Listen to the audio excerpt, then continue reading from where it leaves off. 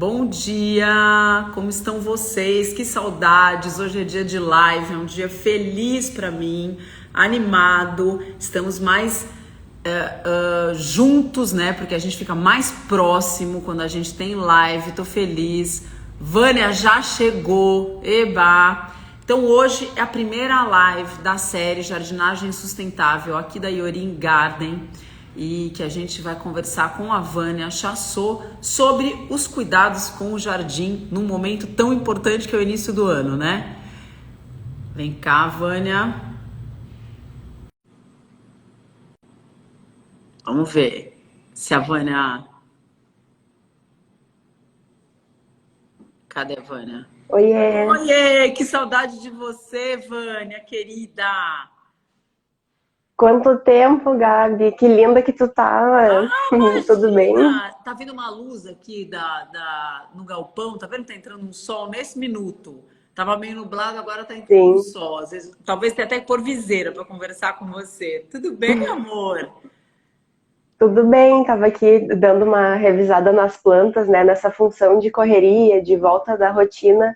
Eu pensei, nossa, minhas plantas estão mais vida real impossível. Passei uns dias fora de casa, então algumas deram uma sofrida, assim, né? Mas isso é incrível porque a gente aprende como retomar da volta da viagem e como cuidar das plantas também. Você sabe que eu achei esse tema de cuidados com as plantas, esses cuidados básicos, ótimo para um início de ano, porque a gente, eu ouvi vários podcasts agora recentemente, voltando de férias, e todo mundo falando, né, que quando a gente tem essa virada de ano, a gente tem essa possibilidade de começar tudo de novo. E tem mesmo, né? Porque a gente é um marco, né? A gente muda de ano e pode começar de novo. Eu acho que com planta, a gente pode revisar também a nossa rotina, tudo que a gente está fazendo, a gente vê o que, que dá certo, o que, que dá errado. E lógico, quando a gente volta de férias, você pode ter tirado 4 dias de férias, uma semana, pode ter tirado 15 dias, 3 semanas, alguma coisa desandou. Eu tenho certeza que desandou, porque é nessa fase, pelo menos, né, no Brasil, que a gente está com esse calor. Eu nem sei te dizer, porque São Paulo fez frio em janeiro, tá? Sim. Fez calor exagerado, frio exagerado, chuva de muito, calor de muito, tem tudo de muito em janeiro. Então deu uma mega desandada. Como é que foi aí no sul? Aqui foi bem calor, teve vários períodos além do normal. Normalmente o verão aqui é muito quente, muito seco, alguns anos chove um pouquinho, mas desse ano, estiagem, os produtores estão sentindo bastante a questão da seca. E era para chover, a nuvem passa e vai-se embora e não chove. Então, além do calor excessivo, também a falta de chuva, que é um estresse duplo para as plantas nessa fase. E dentro de casa, o que salvou para mim, né, nessa ausência aí de 15 dias, foi a questão de eu ter deixado dentro de casa com o vidro fechado, então elas não pegaram tanto sol, mesmo no calor e sem água, elas se manteram.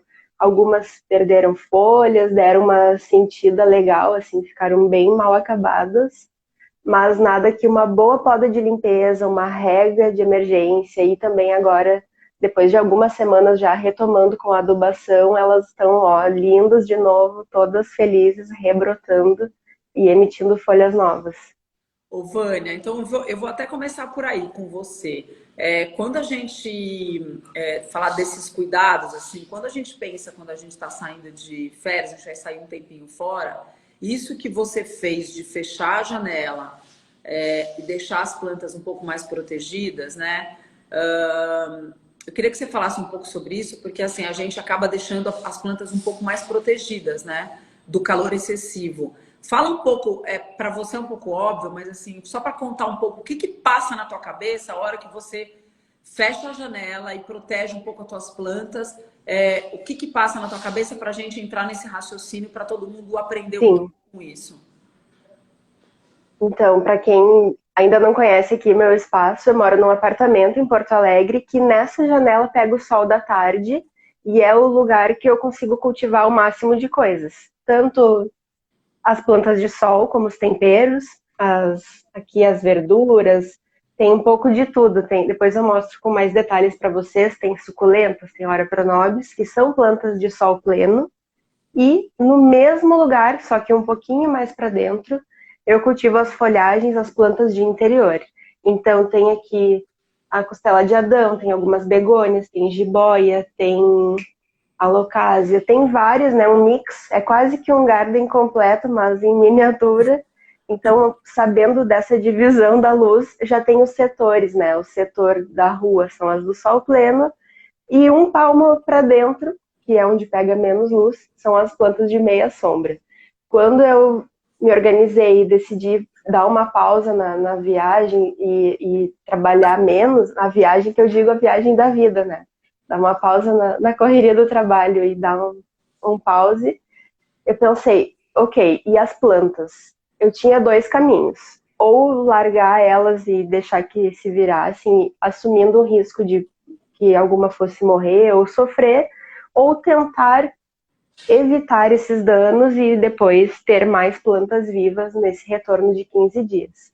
Então, aquelas que eram de rua, que já estavam lá na rua, eu mantive, as de sol pleno ficaram na rua, e todas as folhagens mais delicadas, incluindo os temperos, e aí eu vou pegar um que está me olhando ali, um manjericão, que tem as folhas mais delicadinhas, eu botei para dentro, fechei a janela, então ficou com esse vidro, e ele não é 100% transparente, ele tem uma certa permeabilidade ali, ele protege um pouco mais do sol.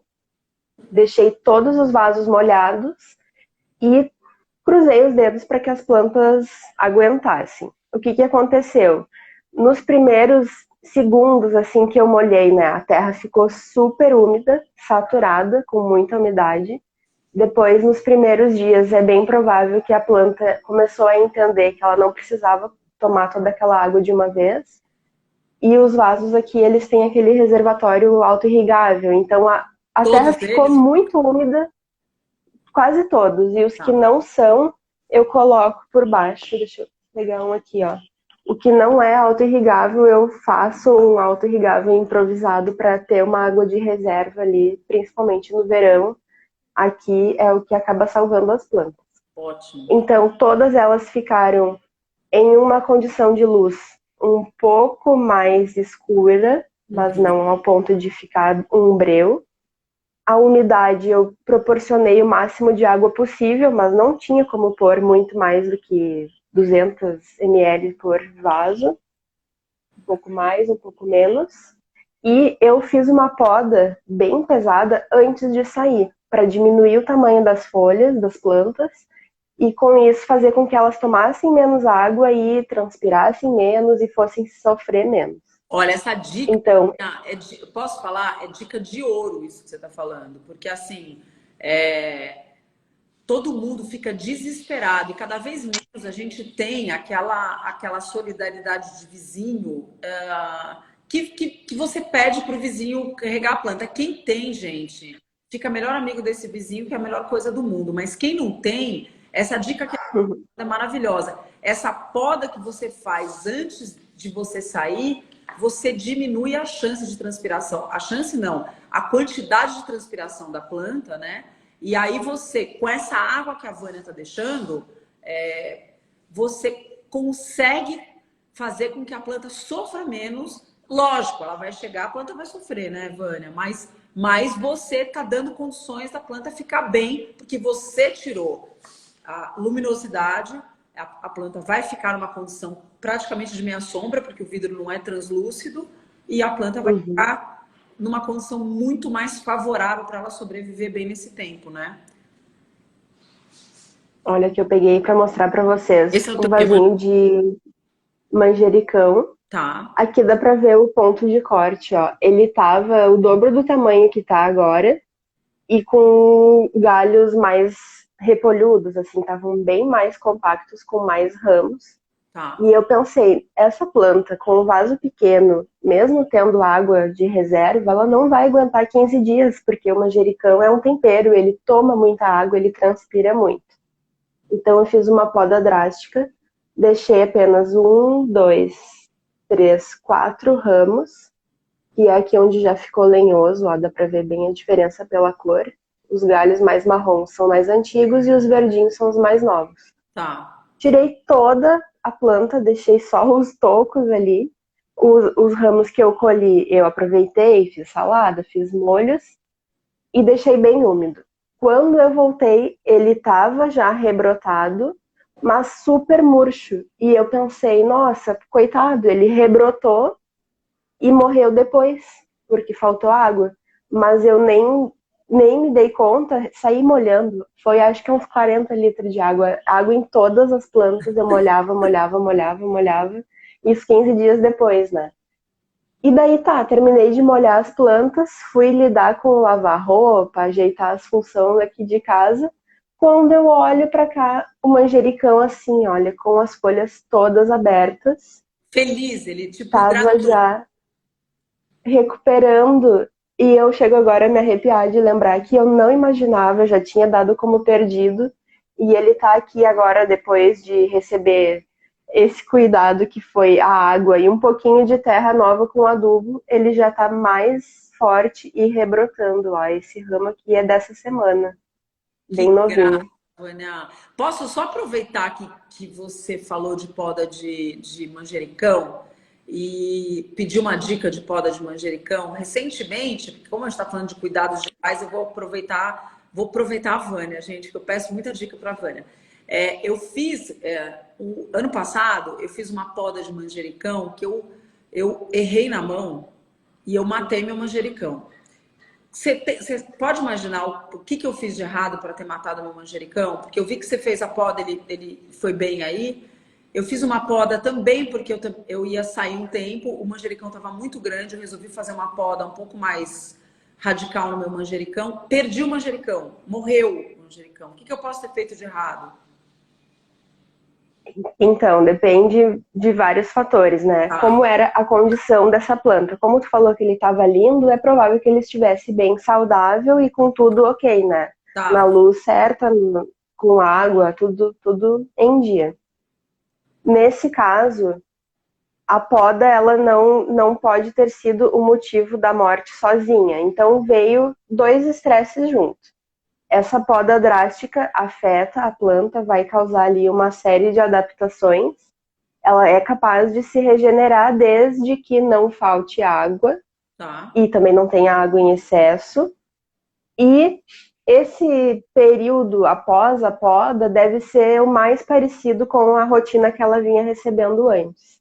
Então, se junto com a poda teve mudança de lugar, mudança de temperatura, de umidade, se o tempo mudou naqueles dias, seja para Sim. mais quente ou mais frio, é esse o estresse que a planta não consegue superar e mesmo com a capacidade de rebrotar, ela entra em colapso e pode acabar morrendo. Tá. Se imagina aqui, ó, faz de conta que esse é uma miniatura do teu que tinha lá 1 metro de altura em folhas e ramos e 1 metro de raízes, Tá. porque ela tem normalmente, proporcionalmente, a mesma quantidade de massa aérea para massa radicular. Então, se eu tirei aqui 95% da massa verde, a massa de raízes naturalmente vai se reorganizando. Então, algumas raízes vão ficando desfuncionais, ela vai abortando naturalmente algumas raízes. E nesse período, se teve água em excesso, essas raízes podem ter apodrecido e aí a planta não conseguiu rebrotar por causa disso. Tu lembra, Gabi, como ficou a rega depois da Lembra, poda? o que aconteceu? Baixou a primeira coisa que você falou, baixou a temperatura, teve uma queda de temperatura em São Paulo muito brusca, ficou um frio péssimo, assim, mas ficou uma coisa. A gente estava num calorzinho, num tempo gostoso aqui. Logo depois que eu fiz a poda, baixou para 11 graus. E aí ficou 2 semanas aqui com 11 graus. Então a gente estava com 25 graus, baixou para tipo 11, 13. Ficou uma queda horrível de temperatura com um pouco de chuva. Então, assim, Uhum. foi ensopado o manjericão mesmo, ficou, tipo, a terra ficou encharcada e com uma queda brusca de temperatura. E perdi o manjericão em pouquíssimo tempo. E era um pé lindo de manjericão. Então, eu falei, onde eu errei? Porque, assim, eu prestei atenção de deixar... eu até pensei se... Tem mais gente dizendo aí por que é tão difícil de cuidar de manjericão. Eu tenho dificuldade também de manjericão. Eu adoro, eu uso muito para cozinhar manjericão. É uma planta que eu também tenho dificuldade de cuidar. O manjericão e o alecrim são duas coisas que eu uso muito na cozinha. O alecrim eu vou melhor. O manjericão, ou tá com as manchas da mosca. Mas aí você vai cuidando, coloca o adesivo, aí fica e poda os brotos que já estão. Essa eu perdi o pé, tava a coisa mais linda. Eu tinha feito ele todo orgânico com os adubos da Iorim. Ele tava enorme, enorme. Era uma jardineira linda que eu tinha. Perdi. Mas agora você matou a questão. Com certeza foi isso. Quando tu falou do frio, eu me lembrei do março do ano passado, que aqui para nós no sul, quando chega março, na volta às aulas, volta à rotina, tu já se prepara para tirar os casacos do armário, porque em seguidinha vem o outono e vem o inverno. E março, normalmente, no campo de sementes, é quando o manjericão está com flores, e aí se colhem as sementes no final do ciclo para plantar o ano inteiro depois. Quando o manjericão encontra o frio, para ele é natural a morte, porque ele terminou o ciclo dele. É uma planta anual que tem esse desenvolvimento que, como vocês estão vendo, os ramos, as folhas e lá na ponta vem as flores. Por isso que a Gabi comentou de tirar as flores para ele seguir rebrotando. E se o manjericão já estava grande, já estava bem possivelmente há mais de um ano sendo conduzido, ele só estava esperando um empurrãozinho para terminar o ciclo dele. Então a chegada do frio é como se fosse um indutor da morte natural desses temperos e hortaliças que são anuais e não perenes, como o manjericão. Vânia, então agora eu vou só fazer uma pergunta, que a nossa live não é sobre isso, mas de horta, quais são os perenes? Ixi, Gabi, são pouquíssimos. A maioria é anual. Tu pensa aí em hortaliça, tá? Todas as coisas que têm semente dentro do fruto, como tomate, pimentão, abóbora, abobrinha, berinjela, todas essas que são frutos com semente dentro, o cultivo acontece em cerca de 90, 100, 120 dias, um pouco mais, um pouco menos, e depois a planta já cumpriu o papel dela, já deixou as sementes para que haja um novo cultivo, né? Isso. Muitas vezes os passarinhos são responsáveis por carregar sementes, como é o caso do mamão, também é uma hortaliça, apesar de ser uma fruta. O mamão é um clássico, que tu abre um fruto, tem milhares de sementes, cada semente é capaz de formar um novo pé e cada pé vai produzir dezenas de frutos. Então, tanto nós como pássaros e outros animais aí conseguem disseminar essa biodiversidade. E no caso das plantas comestíveis, poucas são as perenes, porque para a natureza é muito mais vantagem esse ciclo rápido e constante e dinâmico do que a planta que fica sempre desenvolvendo, né? Ela tem mais chance de ter perdas ou problemas. Então, frutíferas, aquelas árvores cítricas, jabuticaba, que é nativa do Brasil, manga, essas frutas do norte também, pequi, entre outras tantas, essas são plantas perenes, que tu pode plantar a muda em um ano e levar 8, 12 anos para produzir os primeiros frutos, e depois ela produz uma vez por ano, no período favorável para ela, lembrando que cada espécie tem um período certo, né, de produzir, que a gente chama de sazonalidade. Mas na horta a maioria é anual. Em menos de 3 meses, tá pronto. Eu perguntei isso porque a gente vai ter uma live, a próxima live, vocês fiquem espertos, vai ser sobre hortas urbanas em apartamentos, inclusive. É o que a Vânia faz, gente, com maestria, Vânia, porque é inacreditável. Ela faz um espacinho que ela tem aí, que é uma coisa inacreditável, ela cultiva tudo. Mas muitas dúvidas que chegam pra gente, a Vânia sabe disso, é sobre o meu tempero não tá indo bem, a minha horta tá horrível. Só para acalmar o coraçãozinho de todo mundo, porque horta é isso, a horta é cíclica, a horta tem um período de vida, então você usufrui um tempo da sua horta, depois você tem que trocar. É um tempo de refazer o canteiro. Então, eu não quero me alongar com horta, porque a gente vai ter uma live em seguida sobre isso. Mas só para a gente não entrar, eu sei que tem gente que já fez pergunta aí sobre horta, a gente vai ter sobre isso, mas só para acalmar o coração de todo mundo, que é um pouco sobre isso. Mas eu queria aproveitar, já que a gente está falando de cuidado com plantas, e a gente começou falando sobre um assunto que é muito importante, o voltar das férias e o cuidado com as plantas. Você encontrou muitas plantas com as folhas amarelas, você teve que fazer limpeza. Lógico, eu acho que esse retrato de quando a gente volta das férias, seja ela em qualquer período, né, Vânia, ele é uma caricatura de uma manutenção de uma planta. Porque, na verdade, quando a gente tem que tomar conta do nosso jardim, a gente encontra todas as vezes que a gente vai fazer uma dedicação numa rotina, eu normalmente eu tenho muita planta. Eu tenho planta dentro de casa, tenho planta fora de casa, mas eu traço uma rotina minha que uma vez por semana eu dou um carinho nessas plantas. Só que eu não tenho condições de uma vez por semana olhar para todas, porque eu tenho bastante coisa. Eu tenho planta fora de casa, tenho planta dentro de casa, eu tenho um jardim no corredor, eu tenho um jardim fora, eu tenho as trepadeiras. Não dá para por exemplo, toda semana eu conduzir trepadeira, toda semana eu tirar as flores que murcharam. Eu não consigo. Então, só para mais ou menos a gente conversar, mas é uma rotina que eu tenho de toda semana. Quando chega no final de semana, eu vou cuidar do meu jardim. É a minha terapia e a terapia do jardim também. É uma troca. E a gente vai cuidar do jardim. Mas essa volta das férias, a gente tem que dar uma turbinada. É uma hora de fazer uma super manutenção. O que você olhou quando você foi fazer? É um curso intensivo de cuidado com o jardim. O que você olhou quando você encontrou as suas plantas? O que foi importante para você ver se a planta estava saudável e tratar para que ela continuasse saudável?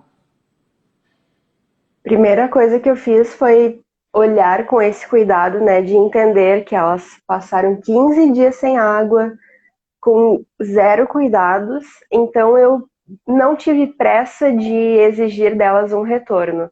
A primeira coisa que eu fiz foi regar, né? Molhei todas elas. E na segunda repassada, quando eu voltei para cá, eu já comecei a limpeza. Inclusive, hoje está na hora de fazer nova limpeza. Aqui, ó, essa aqui que me fugiu o nome agora. Um caládio. Caládio. Olha o tamanho do vaso. Agora já tem até um brotinho, ó. Esse broto é de volta das férias. Nossa, super. Ela tava com umas 10 folhas antes da viagem. Eu tirei umas 2, porque eu sabia que 10 ia ser demais. E das 8 que sobraram, tinham restado apenas 3, que são essas aqui, ó. Que hoje, mais 15 dias depois, uma tá bem linda e 2 acabaram de secar nesses últimos dias e hoje é a poda de limpeza delas. Mas, nesse caso aqui, ela continuou no mesmo lugar, só com a janela fechada, então ela tinha menos vento, transpirava menos. Ela estava já com a terra super úmida, bem úmida, inclusive hoje o vaso está pesado, porque eu venho mantendo ela com água para mais, para ela se recuperar quanto antes. E ela já está respondendo, olha, ela já está rebrotando aqui com folhas novas. Outro dia eu olhei, tinha uns 3 caninhos, assim, que é a folha nova enroladinha, prontinha para brotar. Então, é muito interessante esse exercício de entender qual é a fase que a planta está passando, lembrando que cada planta tem um comportamento diferente. Algumas reagem na hora, como foi o caso do manjericão, que eu só precisei molhar e ele já se recuperou. E outras eu precisei entrar com a tesoura. Até vou mostrar aqui para vocês 2 tesouras que eu utilizei nessa poda de limpeza. Essa aqui mais fininha e é bem delicada. Eu usei para poda bem fina, onde as folhas eram fininhas. Que a tesoura... E essa aqui que já é a tesoura de tesoura de corte de florista. Eu uso muito essa para essa isso. picada. Ela é super fácil de entrar na planta, né? Se tem uma planta mais adensada, eu preciso pontos específicos. Essa aqui é bem certeira. E essa que já tem uma poda mais forte, eu consigo cortar os ramos lenhosos como foi o caso de outras plantas ali da rua, incluindo suculentas, a própria Hora Pronobis, e um outro manjericão que eu não consegui podar ainda. Ele morreu completamente, secou, porque ele estava enorme. Depois eu pego o vaso e mostro aqui para vocês. Ele não aguentou, porque tinha muitas folhas, eu não fiz a poda aquela de emergência, então ele secou, e com essa tesoura eu consigo tirar o manjericão do vaso e reaproveitar a terra que tem ali. Uma das perguntas que a gente recebeu aqui quanto ao substrato e também dicas nesse período de viagem, eu indico assim, olha, já que vai ter mudança na rotina de regas, na rotina da luz da planta, não mexe na terra nesse momento. É até legal não adubar nesse período, porque ela pode ter mais sede e tomar mais água se receber o adubo. Então deixa para mexer na terra, preparar um substrato novo e adubar ela depois da volta. Uma semana depois, molhando de novo, fazendo essa limpeza, o toalete, tirando as folhas secas, a planta já vai começar a rebrotar e aí sim a adubação vai cair em prato cheio para todas elas. Ótimo, ótimo. E aí você fez essa limpeza, então você voltou, faz a limpeza de tudo, a primeira coisa, né, para a planta ficar mais arejada também, né, para a planta Sim. não gastar energia com as plantas que estão velhas, que estão amareladas, que estão lá, limpa tudo, deixa ela arejada, dá muita água para a planta, e aí ela voltando a responder com esse tratamento mais carinhoso, né? A gente começa a adubar a planta, e aí a planta começa a reagir, ela começa a voltar, né? E eu acho que nesse período também, Vânia, acontece muito de algumas pessoas desistirem, né? O caládio, por exemplo, que você acabou de mostrar, que é uma planta que por vezes ela perde tudo, porque é uma planta que precisa de umidade. As plantas que precisam de mais umidade, às vezes quando você fica um tempo grande sem rega, mesmo que tenha um pratinho, mesmo que seja um vaso auto-irrigável, você não trocou a água, alguma coisa aconteceu e ela acabou chupando toda a água, você acaba, uma planta que tem muita folhagem, você acaba perdendo as folhas. Mas, gente, rebrota. Meu canteiro em casa, a Vânia deve ter visto, porque eu tenho que repostar de novo agora. Onde eu tenho as alocasas, justamente, as colocasas e as alocasas, tem uma época do ano que ele fica pelado, completamente pelado. Agora, que em São Paulo as chuvas desceram, né? Então aqui agora, janeiro, teve muita chuva, agora a gente está numa época de muita chuva. O canteiro, de uma hora para outra, em 15 dias, eu tô com um canteiro completamente abarrotado de brotos novos. Ele tá lindo. Cada dia que eu tiro foto lá, é uma loucura. Tá uma selva de alocáceas. Tá lindo. Então, tem que ter um pouco conhecer um pouquinho do ciclo da planta e saber que tem uma época de seca que a planta acaba não tendo brotos, ela adormece para proteção mesmo dela, né? E uma época de umidade tá melhor e ela vai dar mais folha, né? Eu tenho certeza que a nossa agrônoma tem um nome para isso. Eu estou falando de uma forma leiga, né, Vânia? Mas tem um nome para isso. Mas para a gente saber que não custa esperar, né? Às vezes você tem um lugar... Já aconteceu isso com ficus meu. A gente está falando assim de planta, estou falando da alocasa, que é uma coisa mais óbvia, mas já aconteceu. Eu tenho um ficus triangular em casa, que é muito lindo, mas ele passou por um estresse uma vez, não sei, eu não consegui nem identificar na época qual o estresse. Se foi de temperatura, se foi falta de água, o que aconteceu com ele? Ele perdeu todas as folhas, meu ficus triangular, ficou absolutamente pelado. E dava a sensação que estava morrendo, que ele estava indo para um processo de morte mesmo, que ele estava começando a definhar. Mas aí você vai com a unha, né, no tronco, dá aquela famosa arranhadinha. Os troncos onde você arranha, você vê que o caule ainda está marrom, contrário, que está marrom, que você vê que o tronco já morreu, você poda.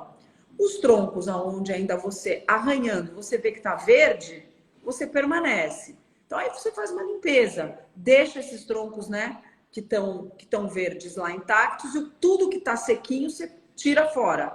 E depois ele veio embora. Tá lindo hoje em dia meu ficus triangular, mas eu já tive isso 2 vezes com ele. Dois momentos. Depois, agora, hoje em dia não tá mais. Eu já percebi, eu até arrasto o vaso mais para lá ou mais para cá quando ele tá... Porque muda a luz. Ele é muito sensível, ele não Sim. tem luz. Então, quando tá... O ficus é até uma planta que a gente brinca aqui, né? Que é uma planta difícil de matar porque tu passa sem dar água e ele não morre, tu passa fazendo coisas para ele morrer, ele não morre. Mas quando acontece isso da luz, é um estresse que a planta não está acostumada, porque ela está presa com raízes no solo, ela não costuma nem ser girada, né, no próprio eixo, nem andar de um canto para o outro. Então, esse é assim, ó, um detalhe crucial dentro de apartamentos ou no cultivo de plantas em vasos. Qualquer movimentação no vaso tem que ser bem lenta, bem gradativa, inclusive para esses períodos de viagem. Ó, eu vi na live da Yorin que é incrível mudar o vaso de lugar para salvar a planta, mas tenham o bom senso de não mudar do 8 para o 80 no mesmo dia. Se na casa de vocês tem um local que vai ficar com a janela aberta e que entra claridade, lá pode ser o lugar para deixar as plantas.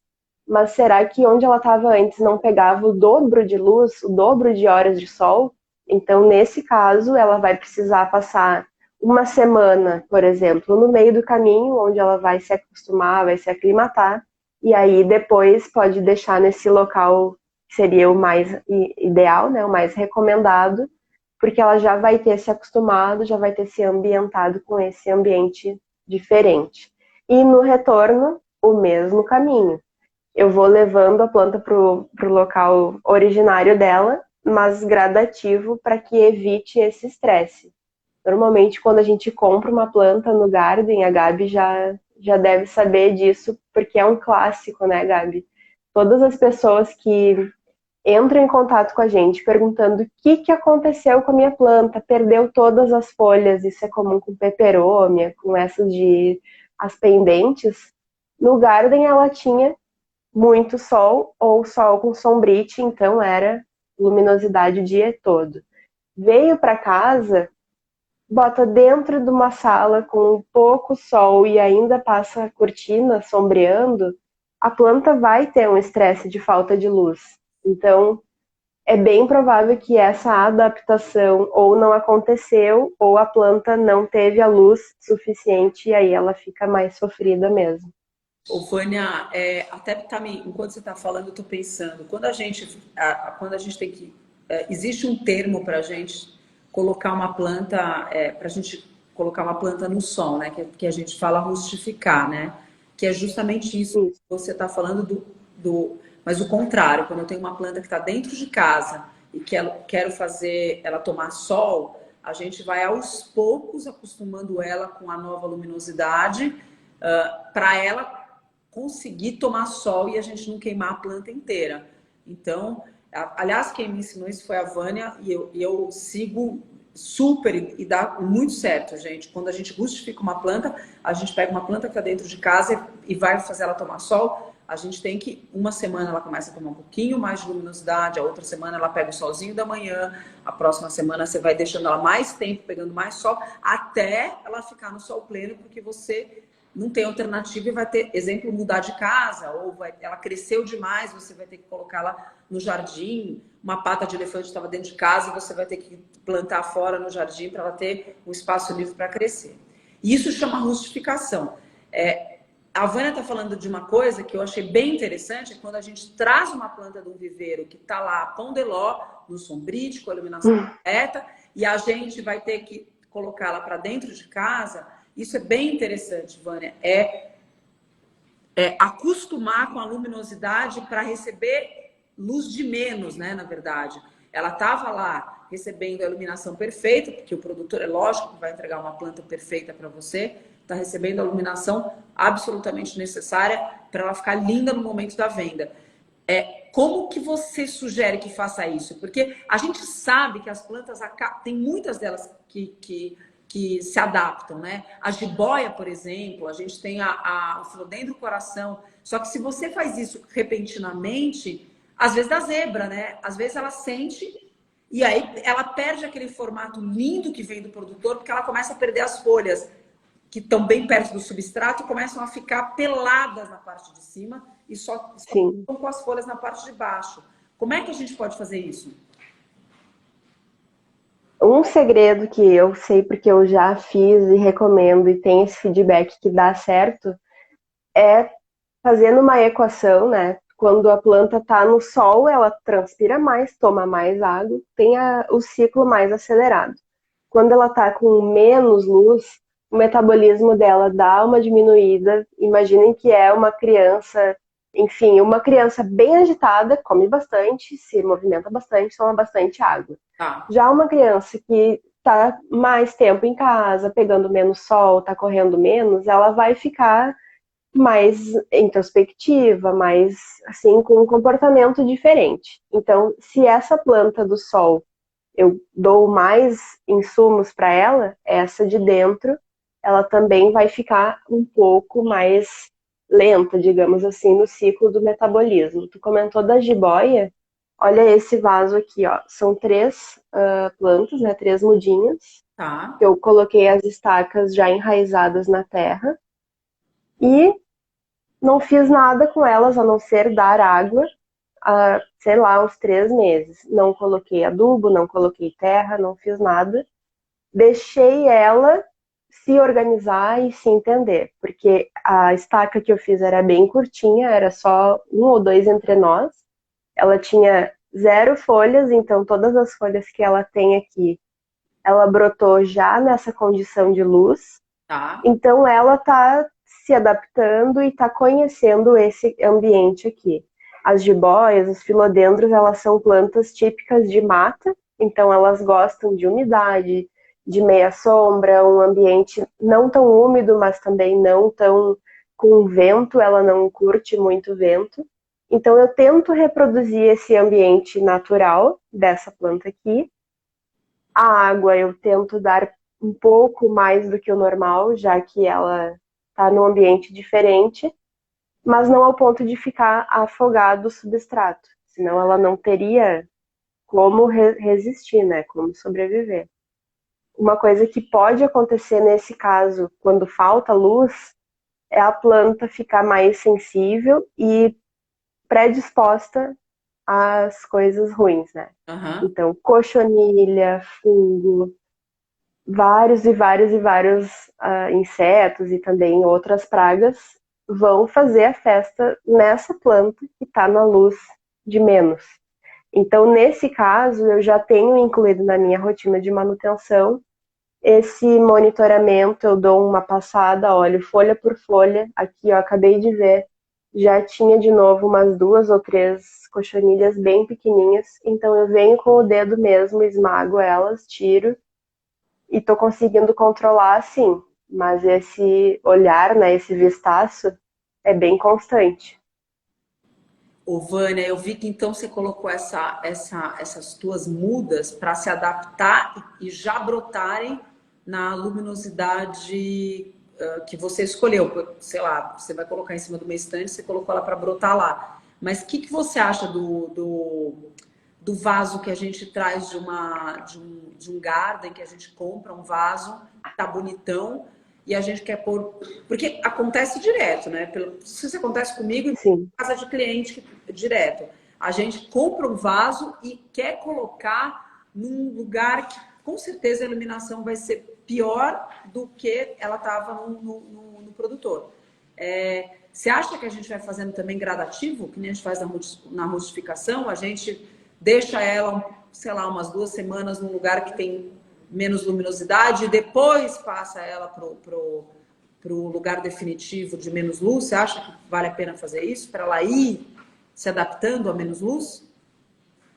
se a diferença de luz for muito grande, ao ponto de ser visual essa diferença do claro e escuro, aí sim, tem que fazer umas 2 ou 3 paradas no meio do caminho. Duas ou Lembrando que em cada parada, a planta tem que ficar parada uma semana, não é para ficar voltando, sabe? Deixa ali, deixa ela se acostumar. tá. Aí tá, uma semana, 10 dias, a planta já entendeu, ops, não tô mais no garden, tô num ambiente diferente.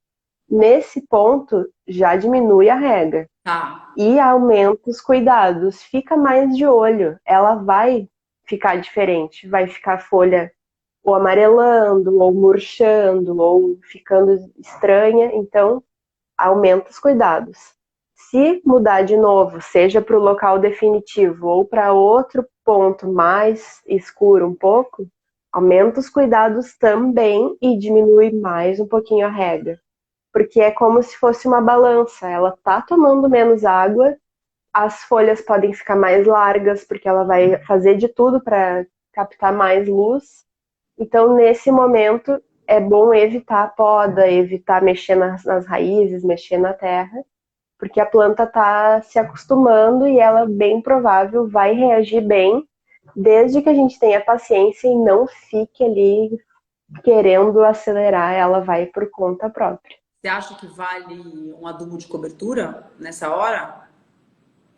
Uma dose mínima, só um cheirinho, como eu brinco. E o recomendado? Sim, menos da metade da dose recomendada, porque ela já tem adubo na terra. Se ela recém veio do garden, ela tem adubo ali para uns 5, 10 dias, pelo menos. Tá. Então, passou de 2 semanas, pode dar meia dose ou menos, só para ela perceber, olha, não estou abandonada, ainda tem alguém me cuidando. E depois que ela se acostumar com o local, aí pode começar uma rotina de adubação como for compatível aí com as demais plantas, né, com os demais cuidados. Cada pessoa tem um jeito de cuidar.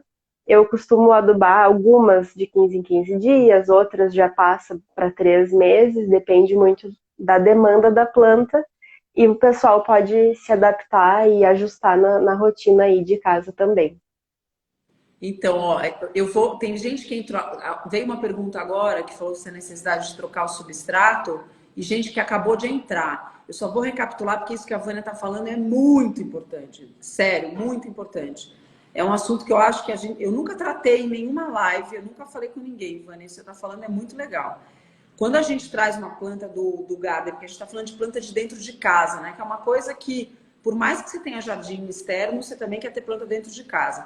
Quando a gente traz uma planta do garden, ou compra, tá em mercado e tudo, e vai trazer essa planta para dentro de casa, de um modo geral, a planta vem linda e maravilhosa, porque ela estava numa condição de estufa, numa condição super propícia para ela se desenvolver. E quando você vai trazer para dentro de casa, muitas vezes a gente gostaria de colocar ela num lugar que vai pegar menos luz do que ela estava acostumada a receber durante a vida toda dela, onde ela foi, aonde ela brotou e aonde ela evoluiu a vida toda dela. E aí ela vai para sua casa e vai com uma condição de menos luz do que ela já está acostumada. O que a Vânia está sugerindo aqui, uma coisa muito interessante, é a gente fazer uma adaptação gradual da luminosidade dela, de você passar uns 10 dias em cada, fazer 2 a 3 estágios, se a condição de luz for muito menor, e mexer o menos possível. Alguém perguntou aqui agora se mexe no substrato. Mexe o menos possível e e coloca menos água, porque ela vai ter menos necessidade de água, porque ela vai evaporar menos, então menos água, e vai gradativamente mudando ela para menos luz. E aumentar, isso que a Vânia falou que achei muito bom, o olhômetro, porque você vai ter que ficar de olho para ver se ela está suportando essa nova condição de luz que você vai dar para ela. Ficar de olho se não vai ter cochonilha aparecendo, se tem folha amarelando, para ver se ela está suportando essa condição de nova luminosidade que você está dando. E que muito legal se for colocar adubo, ela vem do produtor com uma condição de 5, 10, 15 dias de adubo no máximo. Depois você começa a adubar, mas um adubo mais diluído para ela aos poucos ir recebendo esse alimento. Fiz um resumo certo, Vânia? Complementa, não sei se eu falei tudo. Perfeito, Gabi, não tem o que tirar nem pôr. Tudo que tu falou tá correto. E eu lembrei de mais uma coisa. Tu falou plantas do supermercado, né? Aqui é muito comum, o pessoal encontra plantas mais baratas no supermercado, muitas vezes. Tanto flores, essas de vasinhos pequenos, assim, calanchóis, suculentas, próprias orquídeas. É um convite para encher o carrinho e levar todas. Mas pensa como estava essa planta nos últimos 10 ou 15 ou 20 dias. Uhum. Ela saiu de um viveiro com telado, com sombrite, com água, com tudo que a planta tinha de bom e melhor, como tu falou, e foi para um caminhão, aclimatado ou não, passou aí alguns dias no escuro, nesse caminhão sem luz, e foi para um mercado. No mercado, ela tem um ar-condicionado e zero luz. A luz que ela tem são lâmpadas de LED que conseguem fazer a planta ficar viva, mas não é o suficiente para ela emitir folhas novas, né?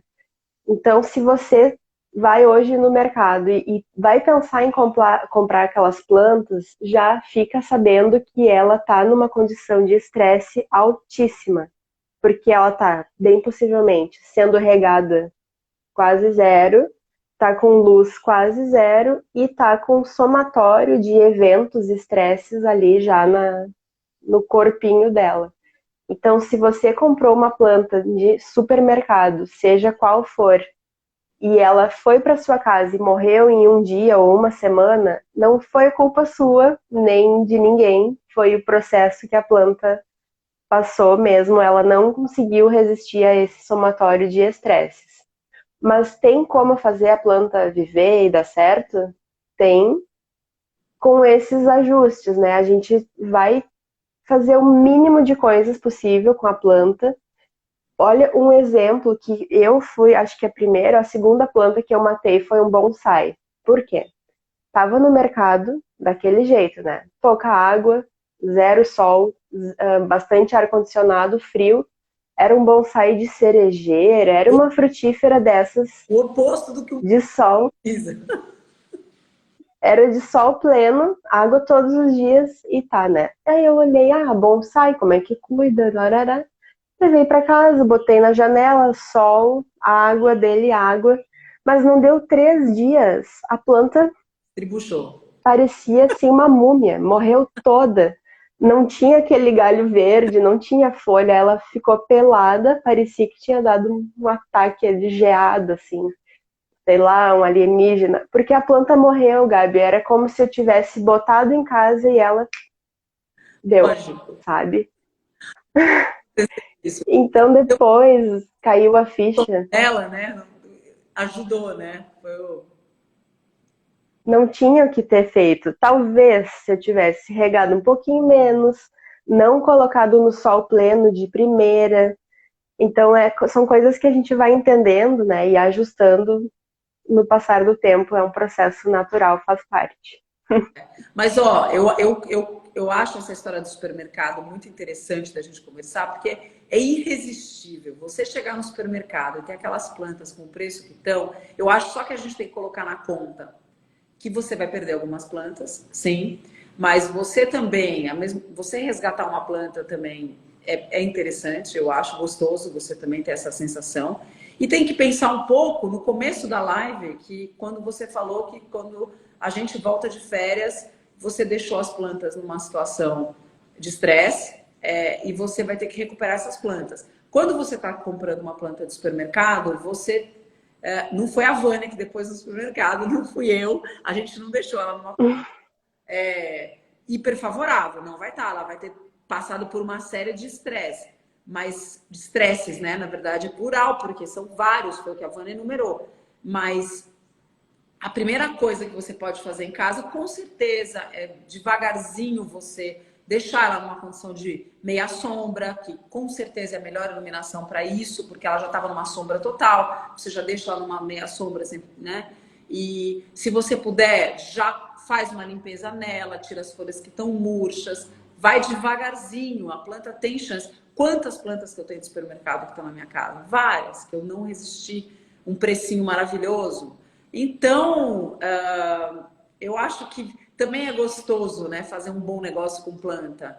É lógico que você tem que saber que quando uma planta está num declínio, você vê a planta que ela não está numa fase boa, primeiro que ela pode estar com doença e você pode estar trazendo doença para casa. Então, se você puder deixar ela num lugar isolado para não contaminar as outras, é importante.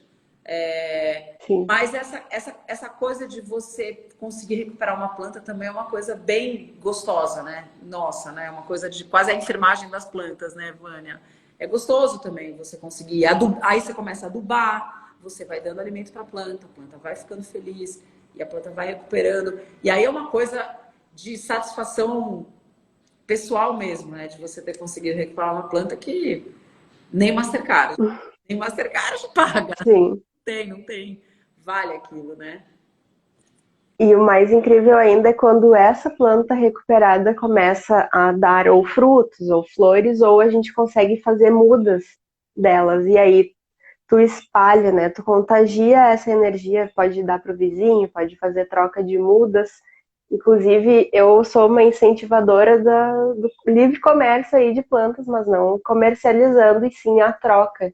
Então, sempre que eu vou para algum lugar, ou enfim, tô fora de casa, eu já fico cuidando assim, quais plantas eu consigo trazer para minha casa, ou que cabem nesse meu espaço, lembrando sempre de não cometer extrativismo, né? Não trazer plantas que são típicas da fauna e flora originária. Mas plantas de paisagismo, dessas de canteiros, aqui eu tenho um vaso com uma tradescantia roxa. Eu peguei um brotinho assim que os jardineiros tinham cortado nos canteiros aqui do prédio. Eu trouxe para casa, coloquei na água, ela enraizou, eu coloquei no vasinho com terra e hoje está enorme. É uma fábrica de mudas, realmente, né? Com a terra bem adubada, os cuidados que ela gostaria de ter, ela só fica bem. Eu acho uma delícia também, Vânia. Eu fico atrás, lá na casa de praia da minha mãe, sai o pessoal da manutenção de jardim, de rua mesmo, e aí, conforme eles vão, Sim. você pode imaginar, né? Uma Atlântica na praia, e eles vão podando. Então, eles vão puxando, vem fila dentro do coração, vem costela de Adão. Na hora que eles vão fazendo essas podas, eu saio para caminhar, eu vou atrás do pessoal, porque eles vão montando, e aí vai passando o caminhão, colher o lixo. E eu fico no lixo. Antes do caminhão passar, vendo tudo que eu quero para fazer muda, porque é uma loucura. E tem várias pileias, tem vários cingônios, tem vários. Eu adoro. E aí vou fazendo muda e vai ficando aqui. Bom, né? Eu tô no meio de várias, mas isso que é uma delícia. Então, além de a gente comprar muito, que é gostoso também, né? Você encontrar uma planta e se encantar, é uma delícia você fazer muda também, né? É muito gostoso. Ó, eu tenho uma pergunta aqui que eu achei ótima, porque eu fiz a enquete, tiveram perguntas maravilhosas. Eu queria perguntar, enquanto a gente ainda tem tempinho, como evitar que os pets, eu achei ótima essa pergunta, mexam nas plantas adubadas, adubo que instiga o olfato. Você tem alguma dica para isso? Porque de verdade tem alguns adubos que instigam o olfato. Outros não, os da Iorim, na verdade, acabam não instigando, né? O olfato mesmo, graças a Deus. Mas existem alguns adubos que instigam o olfato. Eu acho tão difícil a gente não fazer um cachorro não mexer nas plantas.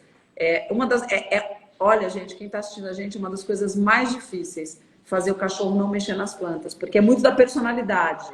Mas queria saber se você tem dicas, Vânia.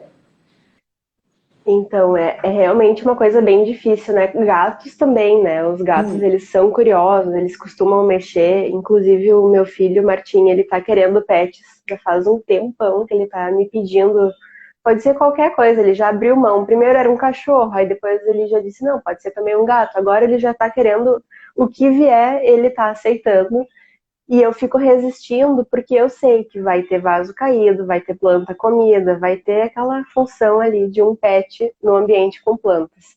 Mas também tem alguns truques que a gente consegue, se for um cachorro ou um pet que está entrando na casa e já tem as plantas, o cachorro é novo, a gente consegue educar ele ou tentar minimamente não convidá-lo para esse ambiente com plantas. Então a gente poderia dividir o espaço, colocar uma cerquinha, pelo menos algumas semanas até o animal entender que lá não é um espaço para ele. Ou então, quando ele não vai para o canto das plantas, depois dessa ordem, né? Não vai, não vai. E se ele não for, tu dá um petisco, dá uma recompensa. E no caso de, assim, ó, uma ação mais extrema, quando ele for em mexer, tu tem que dar uma ação ao contrário, né? Tu fica uns segundos assim, sem olhar muito para ele, sem fazer carinho. Não precisa gritar, nem empurrar, nem nada, mas também dá um gelo, porque eles sentem bastante. Depende muito da raça, é claro, mas a maioria dos cachorros de casa, eles são muito conectados com o dono e eles reagem muito a essas mudanças aí no comportamento. Então, vale esse teste de evitar gritar e empurrar, enfim, evitar que aquilo chame mais ainda a atenção do cachorro, porque ele vai fazer aquilo de novo por estar recebendo essa atenção, e aí ele pode aos poucos perder o interesse. No caso de plantas muito aromáticas ou mesmo de um adubo que é mais com esse cheiro convidativo, nesse caso tem que isolar a planta ou uma grade ou alguma tela ou outras plantas que vão repelir por perto, porque aí ele já fica mais distante naturalmente. Mas é um desafio grande. Porque uma coisa que a gente tem que lembrar, porque tudo que é planta comestível para a gente é também agradável para os animais, e é do instinto dos animais, principalmente dos gatos, mas cachorro também. Quando eles estão... É instinto animal isso. Quando eles não estão se sentindo bem, o gato, porque ele precisa eliminar as bolinhas de pelo que ele mesmo se lambe, ele tem que eliminar, e quando ele come planta, ajuda na eliminação. Mas os cachorros, quando não estão se sentindo bem de estômago, eles também comem planta. E as plantas comestíveis, que é horta, por isso que isso vale muito lembrar, gente. Ah, meu cachorro, não sei o que acontece, ele destrói meu jardim. Se é um cachorro que tem personalidade, ele vai destruir planta ornamental. Aí é um pouco mais complexo. Mas as plantas comestíveis é bom não colocar alcance, porque pode eventualmente fazer xixi, pode eventualmente comer, de fato, come porque é gostoso, se a gente gosta de comer, eles comem mesmo. O que eles não gostam Sim. é mentoladas. Então isso é uma dica boa, porque se você puder pôr na frente alguma planta mentolada, eles não gostam. Eles não gostam de lavanda, se você tiver sol, não gostam desses cheiros mais mentolados, não gostam de lavanda, não gostam de hortelã, não gostam de um modo geral, mas gente tem gosto para tudo, tem cachorro que come hortelã. De um modo Sim. geral, tá? Mas é isso. Então, o que acontece? Quem pediu essa dica, que eu acho que é gostoso quando a gente pode fazer, se você não tem essas plantas e não tem espaço para ter essas plantas e não tem luminosidade para colocar uma planta dessa, dá para comprar óleo essencial, que não faz mal para as plantas, a gente compra óleo essencial, dilui o óleo essencial num borrifador, e você borrifa nas plantas esse óleo essencial com aroma de lavanda, com aroma de cítricos, que eles ficam irritados, que tem cheiro de limão, tem cheiro de laranja, e aí, de uma maneira natural, você também tenta afastar. Porque eu sou que nem a Vânia, quanto mais você chama atenção para aquilo, às vezes mais o cachorro quer ir lá, né?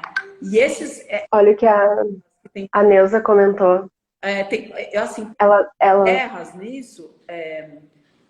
Algumas terras têm muito cheiro de esterco, tem cachorro que tem adoração por esterco, porque ele se camufla, né, com o cheiro de esterco. Ele gosta do cheiro de esterco, gosta de comer, né? Tem cachorro que gosta de comer cocô. Então ele gosta dessa cocô, enfim, gato gosta desse cheiro. É que gato é mais limpo.